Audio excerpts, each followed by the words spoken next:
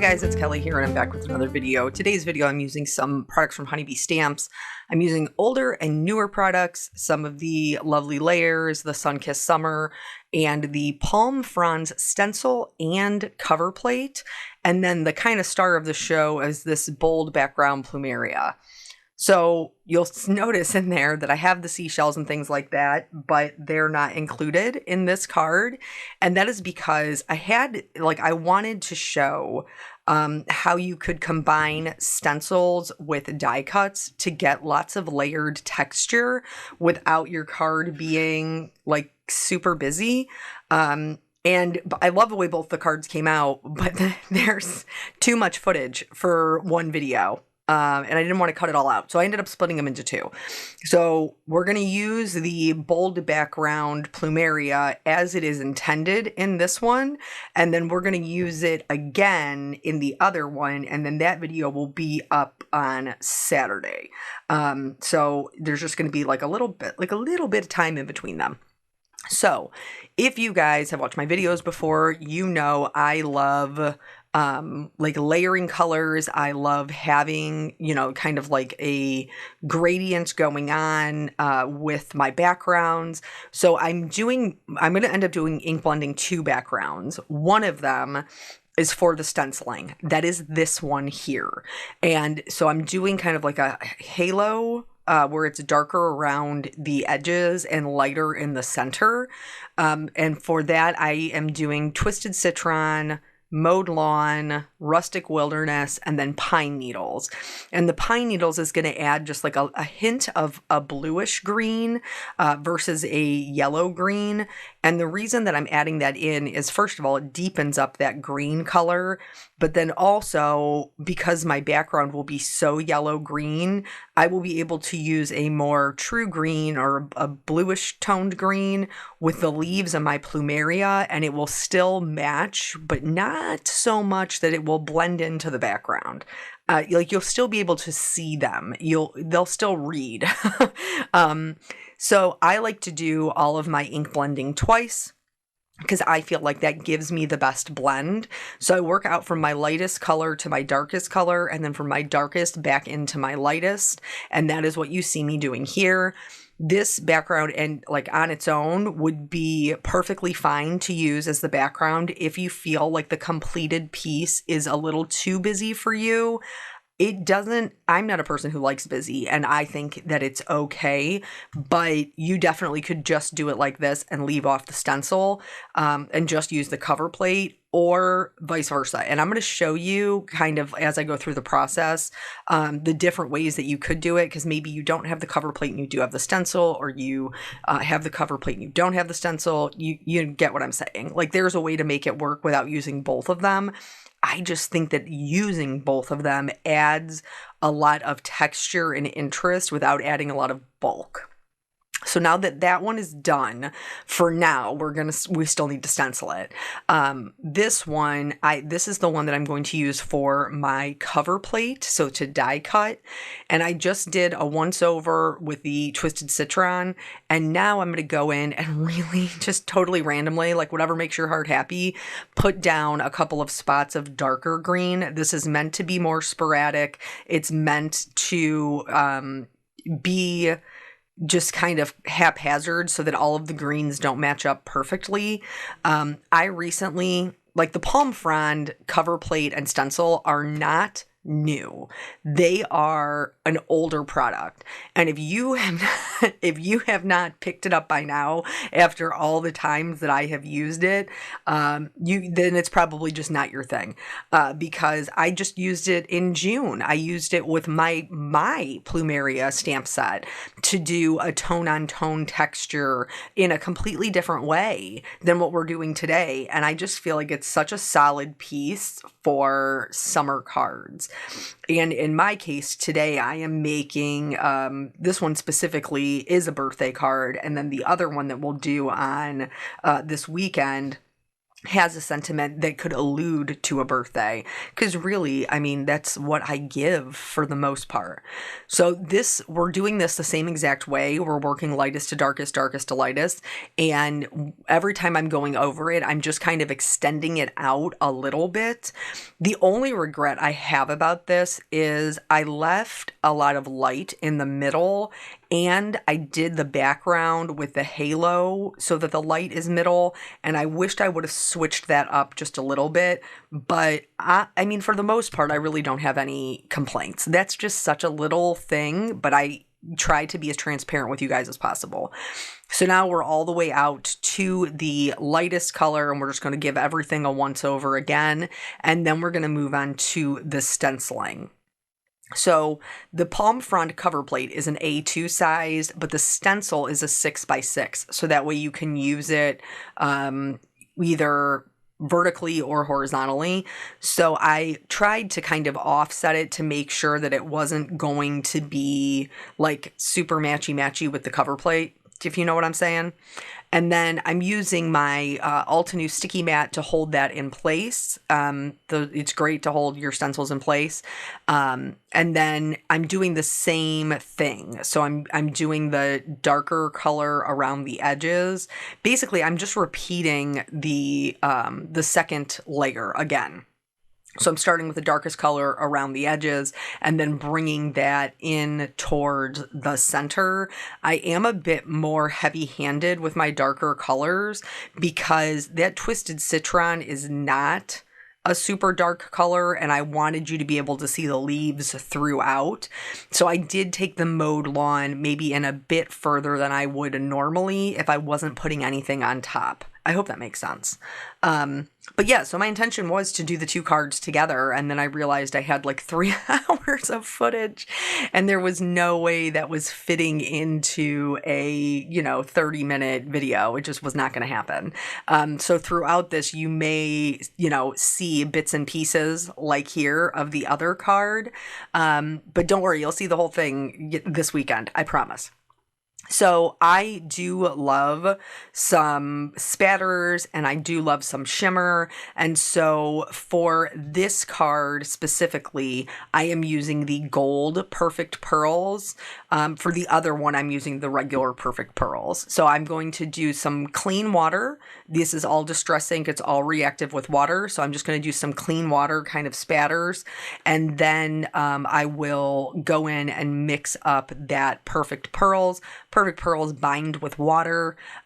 So once you add that little bit of water to them and turn them almost into like a paint consistency to spatter, they're not going to go anywhere. And I chose to do the gold on the green, not because the white wouldn't look pretty, it would, but I just felt like the gold would really, I don't know, I just love a deep green with gold or a deep purple with gold. Here, I tell you guys all the time, I'm such a cheap chicken that like I don't throw anything away.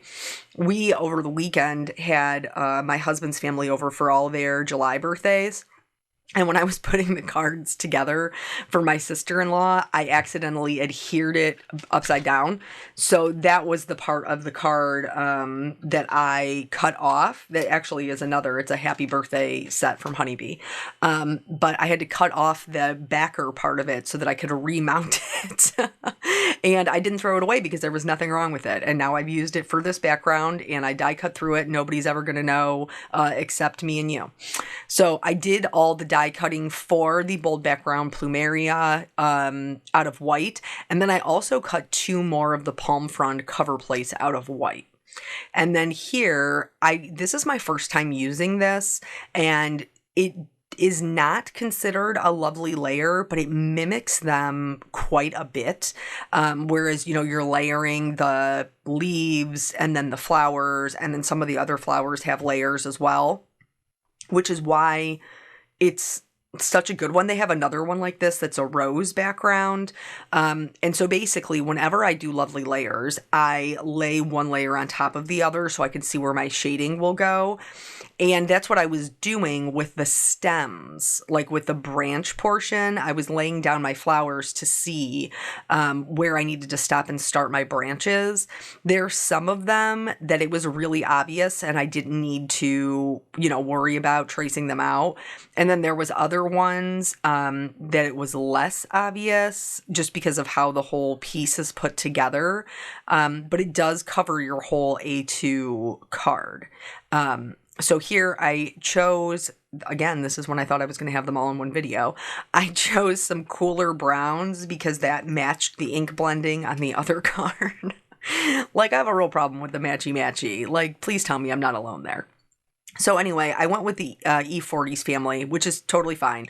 And then I started with my darkest color, filled in kind of like to the down and to the left, or like wherever it was facing the inside of the card, that's where I added my darker shadows.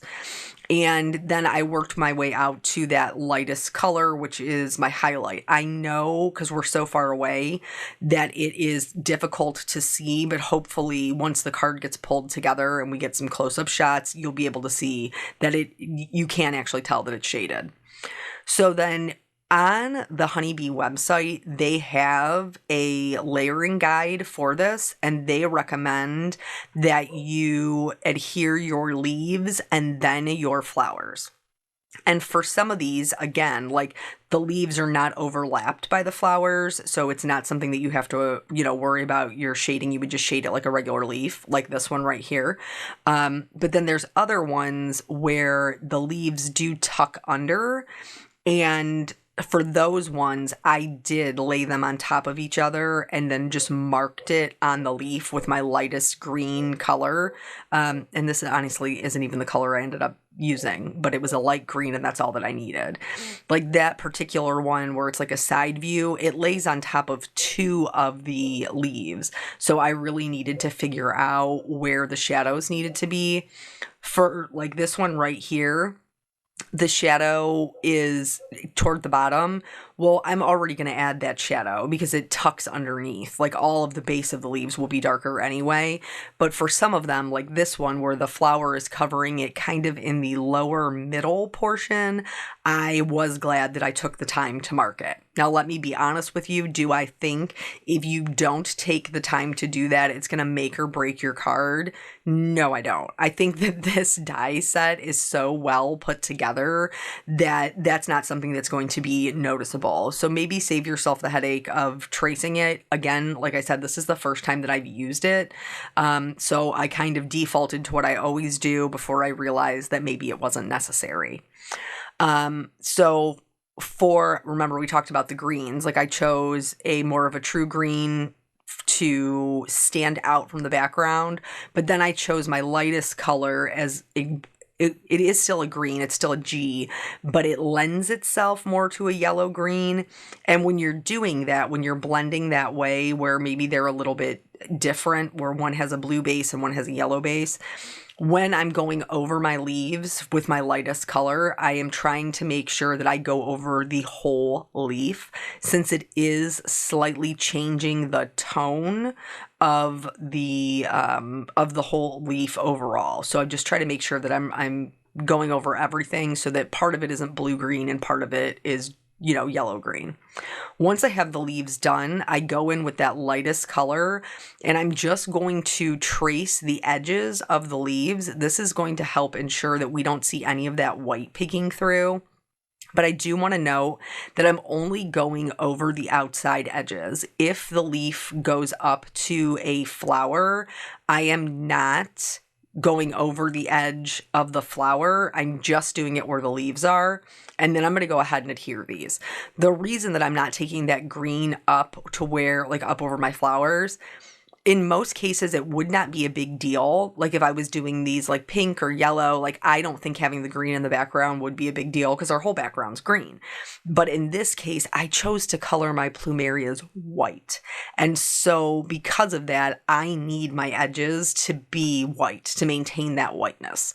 So I'm just going to go through here. I will tell you, as from somebody who was not a proponent of tweezers, tweezers are your best friend when it comes to putting together these types of dies where you're laying smaller pieces on top of each other. Tweezers just make everything easier. And I was one of those people who was like, nah, I don't need them, but I do need them now. Moving on to the coloring of the plumerias, I chose to do my shadows instead of, normally I would use like a cool gray for my whites. I chose to do them in a blue violet. The reason I chose to do them in a blue violet was, one, it's going to add extra interest to my card where otherwise I have a pretty monochromatic card. I have a lot of green going on. And then the other reason is because I'm going to put some yellow in the centers, and yellow and purple or violet are naturally complementary colors. So this helps them to look dimensional, but also work really nicely with each other. So you're going to see this a few times. There is one larger plumeria, that's this one that we're coloring here, that does not have any layering pieces. So I fill in the center with the darkest yellow, and then I'm going to go in with a lighter yellow, my Y02, and just do kind of like a little starburst in the center. And then I'm going to blend that out with a Y00. And that's going to work really nicely to create that yellow center that we want. And then once we put it in place, you can already see how this is going to bring this to life. Something to note about those blue violets, I am adding them. I always tell you guys, when we're adding shadows, you want to add shadows any point where 2 points meet or where one lays on top of the other. And so that's why you see me taking that shadow up in between each of the petals. But then also the way that plumerias grow, they kind of grow in like a pinwheel style where one edge is always kind of lifted up. So in order to mimic that on the die cut, I am adding a little kind of like half circle, like a little comma shape on the closer to the top of each of the petals that will maintain that white edge. And so this is, remember, it's white, so we're just adding the shadows. So in doing that, it will help them to look like that edge is kind of coming up and over. So these plumerias are the next smaller, but they still don't have any layering pieces. So we're basically coloring these the same as we did the largest one. If you get this piece, or like if you get this set and you're a little bit confused, the layering guide that Honeybee offers is super helpful because it tells you how many of each flower you need. A lot of these repeat, like, so I'm coloring 2 of these smaller ones here because there's 2 of this flower in the set. And you'll see as I'm going through and coloring them, I'm laying them out to make sure that I have everything that I need before I move on from the coloring process. Because nothing makes me more angry than doing all of my die cutting and doing all of my coloring and then realizing I need one more leaf or one more flower. Like, it infuriates me.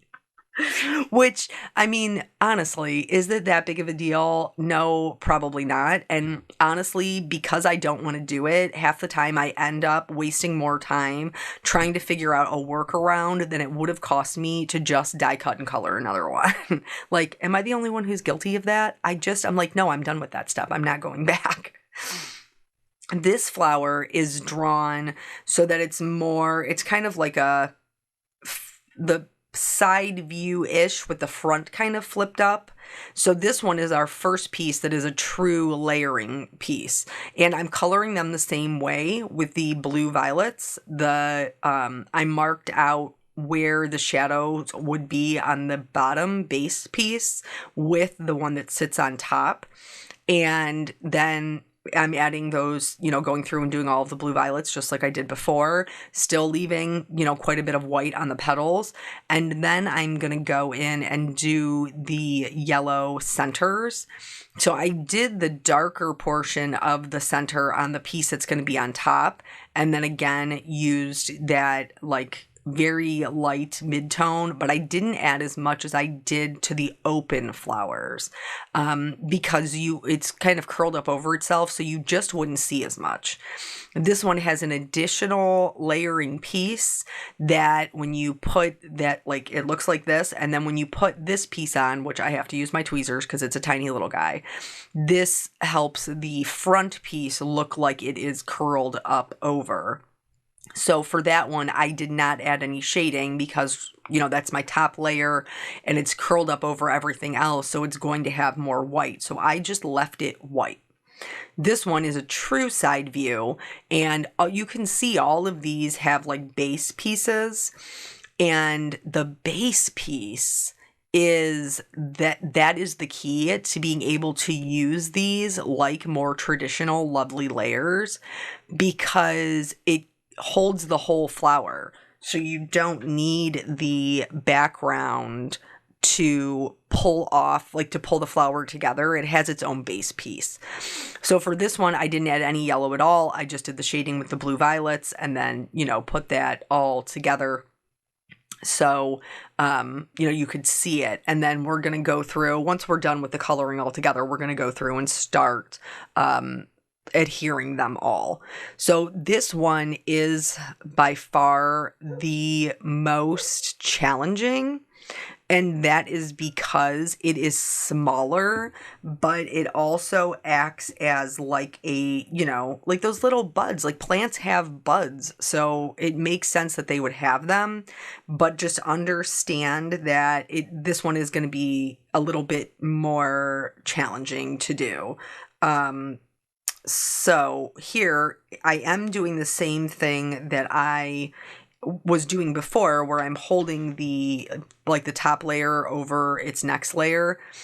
I will be honest with you, once I colored one of them and I figured out where all of the shadows were going to go, I did not do that again. Once I figured out where all the shadows were going to be, I just freehanded it, because the laying them over top of each other and trying to hold them with like my one little fingernail was a little bit challenging. It was much easier to just, once I saw where the shading needed to go, to just freehand it myself. Now, hopefully you watching this video, you will see how to freehand it, and then you won't have to do the layering like I had to do. So then this one actually has the most layers. The littlest one was the most layers, but it does look, like you can see it here, it does look very dimensional, which is really nice. That's what we love about the lovely layers. So now I'm going ahead and building them and putting them all together.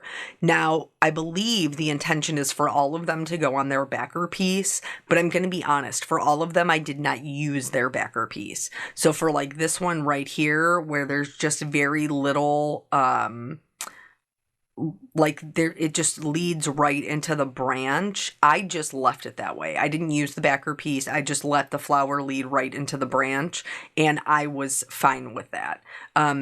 I mean, I have them cut anyway. You can see them all up the top. Other than just having another layer, there's no reason not to use them, but I found that I would rather use them to use the plumerias separately of the background than I would use them on this background. Like, I already have the stems and stuff in place. So for this one, I did do the backer piece just so you could see, how those would work together. They do work very nicely together as they, are intended to. I just didn't do it on all of them. So that's that. We are... Well, we're already 23 minutes into this. I mean, this was, and now mind you, I was making a whole nother card at the same time. So you can see why I had to split them, which normally I don't like to do, but otherwise we would have been like in an hour-long video. And I know I tell you guys all the time at the end of every video, like, I appreciate your time, and I genuinely do appreciate your time.